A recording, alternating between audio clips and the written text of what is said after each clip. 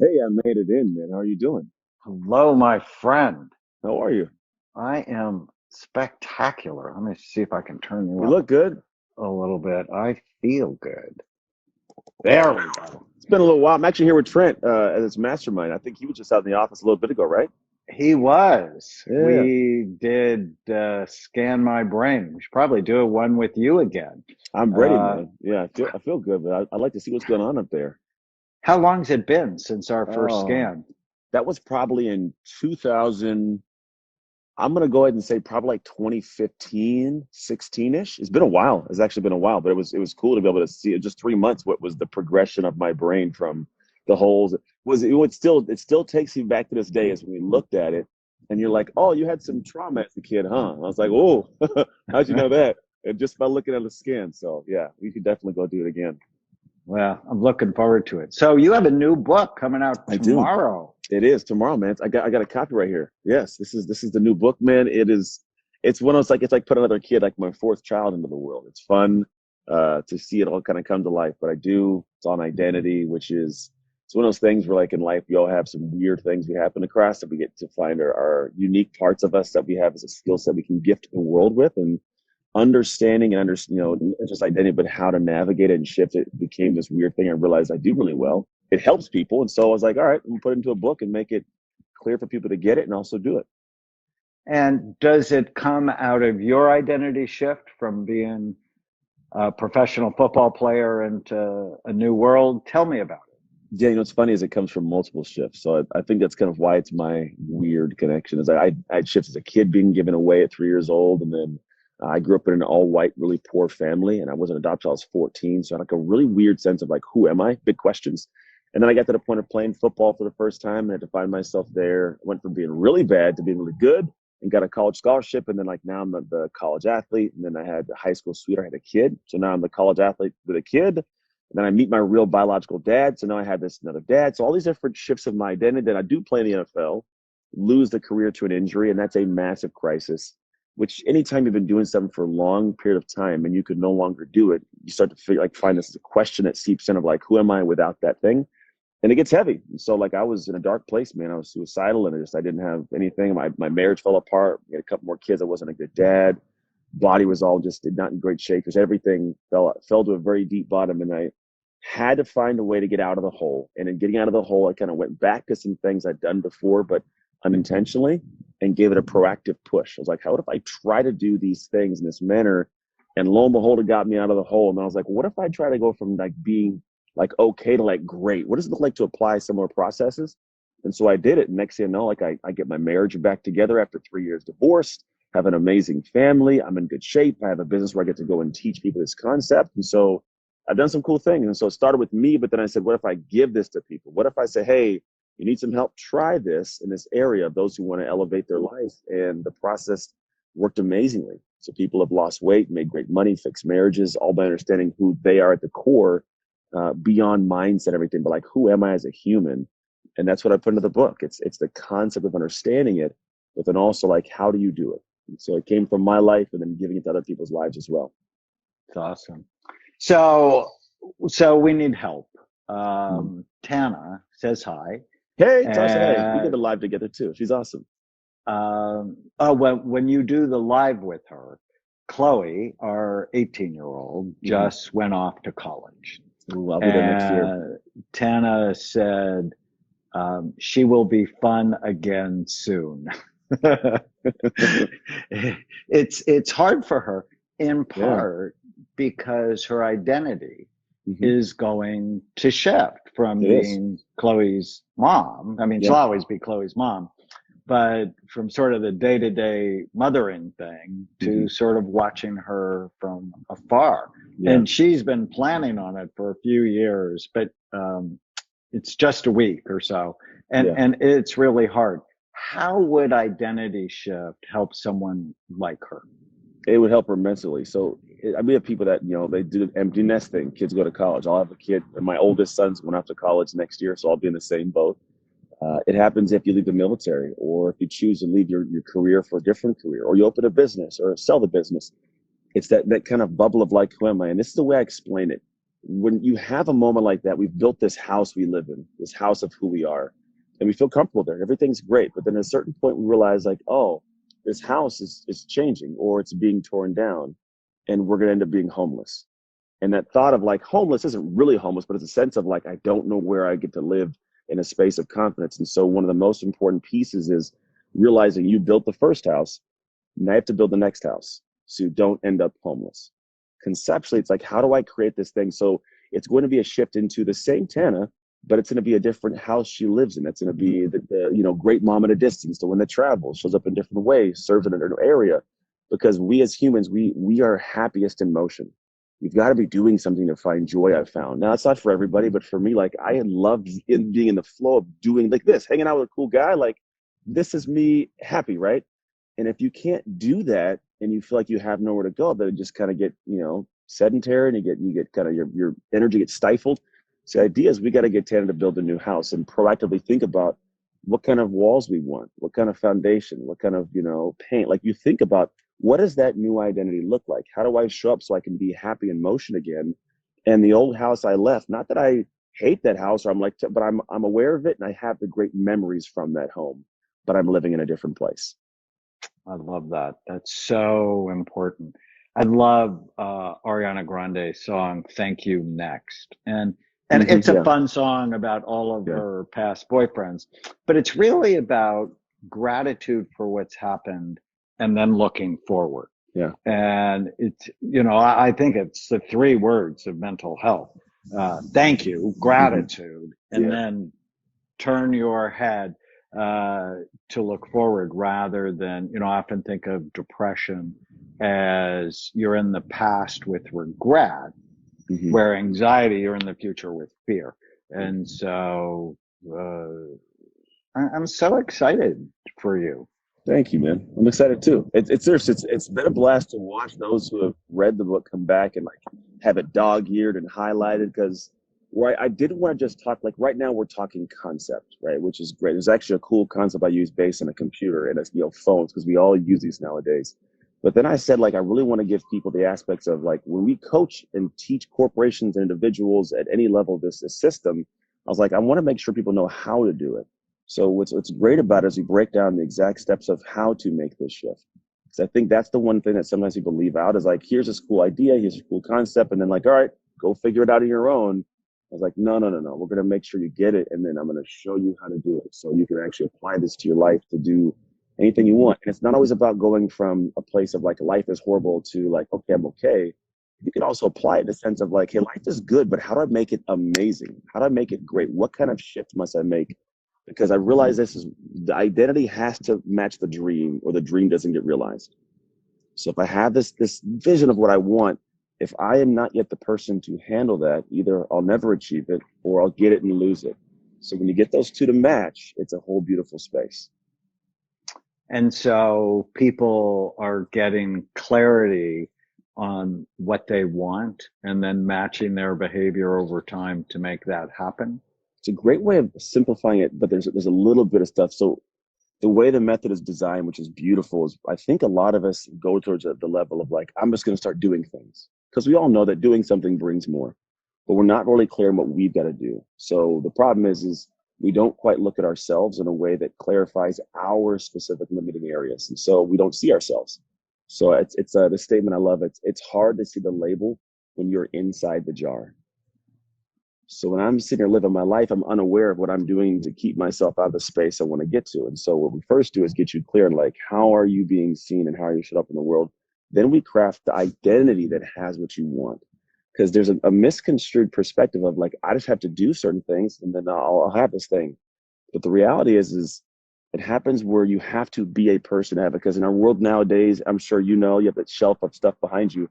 There are probably a lot of people who have bought your information, but have never consumed it. We have what I call an epidemic So of, frustrating. right? It is. You got all this work, it's going to be great, but I call it shelf esteem. I got this stuff, and right.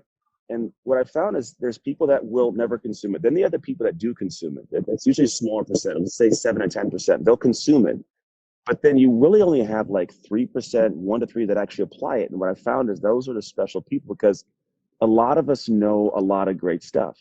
and we get to a moment in life where we know we want to accomplish, the dream is clear and it's there, but then a special moment happens. It's, right, I know what to do, but it's been a long day. I'm kind of tired. I want to watch this TV show. My wife and I have been fighting, whatever it is. They make these great excuses to then not take the next step. And so what I ask people is, hey, tell me this, the person who has this dream that you want most, would they make these same excuses right now?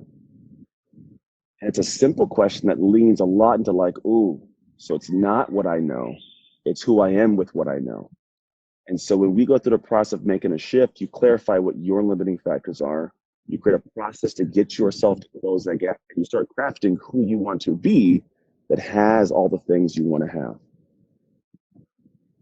As a professional athlete, I've been blessed to treat a lot of them. Mm-hmm. This shift into a new life is so hard for many of them. Yeah. Do you have some practical steps that would be useful for them? Yeah. And now I could send them to your book, which would be great.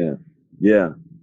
That's so I was that guy, man. And we all have that. Well, I may be talking about an athlete. We talked about tennis and had that moment where, your daughter goes off and then it's going to be this, oh, what do I do with this? Or the person who retires, like, oh, what do I do with this life? So just realize it's not tucked to just athletes. It's every human being on this planet. It's seen this way. It's not a negative thing because for example, your identity of who you are as the brain warrior, you show up and do different things that other people wouldn't do. And it dials you in. You get this amazing people that they follow you because they hear your heart and soul through what you do. So which means you're not going to live out of congruence there. You're going to eat right, take care of your body. You're doing it's who you are, right? So the thing is, when athletes come out, we have this identity of like, I'm a great guy. I'm phenomenal with this. You can't, right? And no one gets to see the chinks in my armor. Therefore, I never give myself permission to improve upon it. So what I give people as the first piece is give yourself grace and give yourself the ability to drop the ego for a minute and give yourself permission to improve in the area that if you don't admit needs help will pervade into your life over and over. It'll go ongoing for years. You'll be the same person, doing the same things, having the same issues. So the first step is find people who will tell you what you need to hear, not what you want to hear. Sit with them. And when you hear it, don't get mad, don't get angry, embrace and understand this is now a gift of like, okay, I can work on this. The next thing is you don't have to be committed as an identity to the outcome, commit to the effort. So what I mean by that is too many people go, well, I'm not, maybe I'm not a speaker right now. So I can't do that. And I gotta sit back. Like, no. Don't commit to being the best speaker in the world right now. Commit to the effort of what it takes. As opposed to saying, I'm a great speaker. Say, you know what? I'm getting up every day doing what I can to get better as a speaker. As you want to be a great CEO of a company, I may not be the greatest yet, but I'm committed to doing what it takes to be that great CEO. And if you identify with the efforts, you get to that outcome you desire. So give yourself permission, identify with the efforts to improve upon it, and you'd find that actually becomes a much smoother and more fulfilling journey to that place you're trying to get. I'm just thinking about what I often tell parents is don't tell kids they're smart. Tell them they work hard and praise them for working hard. And all professional athletes worked hard. Right. I mean, you can have talent, but if you don't actualize it, you won't become a professional athlete. True. And so being committed to the effort. So have a sense of where you want to go next, and then being committed to the effort rather than the outcome. Just is so smart. I like that. Yeah, because if not, then every day you wake up and realize how far you are from where you want to be, and it's debilitating. It's the only measurement of happiness if I got there or not. And if you didn't get there, it's like hiking a mountain to the peak, and you're only looking at the peak, and you never see anything else. And every step you're like, oh, I'm not there yet. Or you say, man, some beautiful flowers and amazing grass. Look at these hummingbirds, and you enjoy it. And after a while, the steps become fun, and then look at this, I'm on the top of the mountain. Yeah, no, I love that. That is just so helpful. What else have you found to be helpful in helping people shift their identity? Realizing that we all say this, but no one thinks about this, but the most constant thing is change, and it's okay to change. And here's the one thing: people think that if I make a shift, I lose all the things that I've worked for, and the reality is you don't. you still retain all the great lessons, the great heart, the great information. So you actually go into another stage vastly far beyond square one. So as Tana goes into this next stage of parenting, it's not, I'm starting over as a mom. No, it's like, you know what? I'm going into this next stage of my life with a backpack full of tools and experiences and connections and loved ones that are going to help aid the next stage amazingly. And so if I just lean on that, it gets less scary to pursue the next thing because I'm not unable to do it with information. I have everything I need. I just have to apply it differently. The pandemic in so many ways changed people's identity Mm-hmm. and pitted us against each other. You know, as a psychiatrist, I've been a psychiatrist almost 40 years. I've Yeah. been through 10 presidential elections. I've Well, never seen one that split families like this last one. yeah. And so people's identity, in a sense, became more rigid. You Yeah. know, I'm red or I'm blue or, um, you know, I get vaccinated, I don't get vaccinated. There has to be some flexibility Has to to. identity in Yeah. order. You know, one of the things I tell my patients over and over again is you have no influence without connection. Mm-hmm. That influence requires connection. So how can you use some of these principles to help people be a little more flexible? Yeah, well, I think the cool thing is you can't make everybody happy. It's the one piece of it. So that which is great. It might have been Nick Saban. He says if you want to be a leader, it was sorry, he said if you want to please everybody, don't be a leader. Go sell ice cream. That's the first thing. So it's like realize everybody's not going to be happy, and that's okay, right? You find your people. Here's the other thing that I've noticed. For me, as I progress in like different stages of life and I look at things, like the people that are around me, like it's okay to not be accepted. It's okay to change my mind. It's really a thing where like, I gotta be at this level, like this pandemic going on. I think people feel like they have to be right and they can't be wrong and you have to be, but you don't. You have to set your own scale. And what I mean by this is we adopt this world scale that is always moving. It's never anchored. And so when people say I'm blue or I'm red, it's like you now have to adopt everything that is in line with, or you're out of identity. That's a problem because I think that you can't be all things. It's not that simple. But if I say, hey, here's Anthony's scale. I love on people. I care about humans. I'm in right now. I'm in season of dad. I have twins that are 12. I have a 16-year-old, and I'm focused on that. That's the priority. Like I don't take trips certain times. I don't miss football games. Other people would say, oh, it's the prime time to build the business. I'm like, yeah, but what I'd have to do would take me out of season of dad. If I borrowed the world scale, I'd be incongruent with me. I'd be out of alignment. So I just make Anthony's scale. So I tell people, you got to figure out in this world we live in now, what is great for you? What will 100% make you happy to where it's anchored and solved and you can see it. And then if you do something and you celebrate it, the world can't poke holes.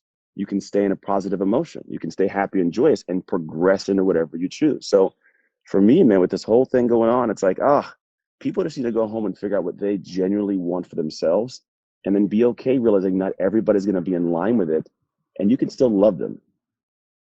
So we have a question we have lots of questions, Yeah. but I love this one. Having a hard time with 50. So Mm. I suspect turning 50.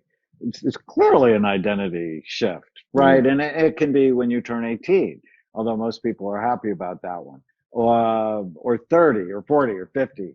I just turned 67 and I'm sort of having the Really? best Look time of good, my man. life. I want to be Thank like you you. when I grow up. But 50 is a big number. How do you help people with that? And so we do have clients. It's funny. That's like the demographic we work with. Because at that point, you're at that, look at that junior, senior years of life. You've gone through the freshman year, like, oh, it's all fun. You're like, oh, I'm going to settle down. Then you do a new thing in your junior year. Now you're like, yeah, you know what? Senior year, I'm going to do something. I think the cool thing is, I think we get older. What I find out, and I'm not at 50 yet, but what I find is we want to be relevant to an extent, especially in this heavily social media world. I want to make sure I'm tied to the cool things, right? But what I find is some of the most impactful and fun things is to be engaged with great humans that I feel get me and that I get. Because at that point, like you're not trying to please people that you know don't matter. Like we're past the facade of like a bunch of friends looking how cool I am. But the clients I work with, we get to that level. A lot of it say, all right, as we progress in, what are the things that I could do that I love to do that people love that I do? Sweet space. Because there's something there when we start going through all the sampling of life, we find there's something I love to do. And sometimes we didn't do it most of our life. It was a hobby at some point. It was just this thing.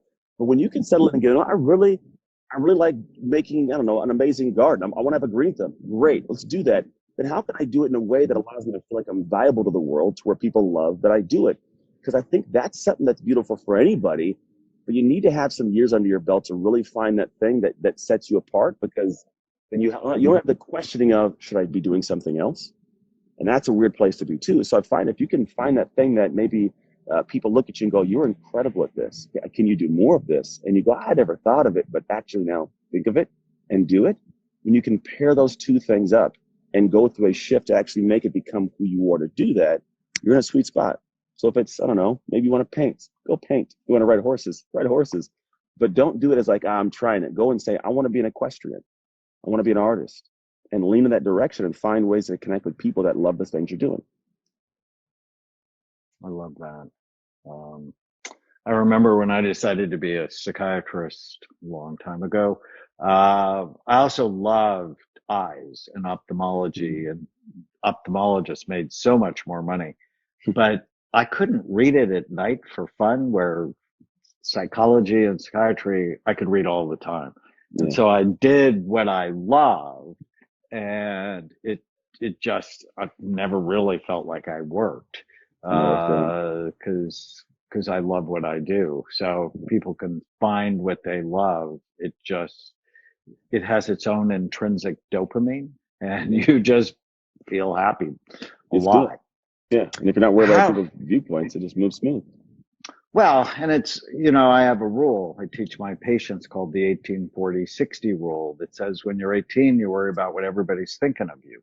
Mm-hmm. And when you're 40, you don't give a damn what anybody thinks about you. And when you're 60, you realize nobody's been thinking about you at all. People spend their days worrying and thinking about themselves, not you. So what do you want to do? What pleases you? That really has helped so many of my patients. How can people find out more about you and your work? I know Identity Shift comes out tomorrow. It's on Amazon, and I'm sure anywhere great books are sold. Oh, come say hi to Anthony.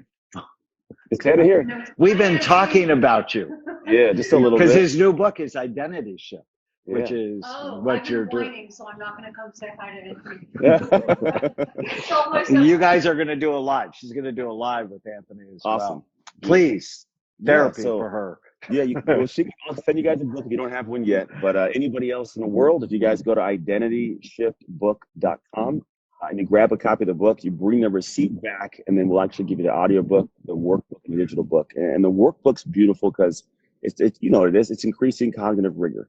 I want you to take this information, learn it, but if you go through the process of actually doing some of the work behind it, it locks it in, because this is stuff that's not, it should not be a bunch of info I have to learn. It should be, how do I operate a little bit differently for the things that I already know become of more use and become real in my life, and then I can actually change my life the way I've been planning. But identityshiftbook.com, and if you use the code book bonus, that's what we'll call it, book bonus. You just go there, pop it in, and it all comes free to your inbox tomorrow.